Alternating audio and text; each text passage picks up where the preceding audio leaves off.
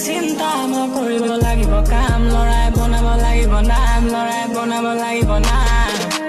কষ্টৰ ফলটো দেখালে মায়ে মোক শিকালে কেনেকে খাম ভাবো আগুৱাই কেনেকে যাম ঘৰৰ ওচৰত কেনেকে নাম ভাবি ভাবি চিন্তা যদি এবাৰ কচুৰ উঠা মই কেনেকৈ বিচাৰি পাম মই বনাব লাগিব নাম মই বনাব লাগিব নাম বনাব লাগিব নাম মই বনাব লাগিব নাম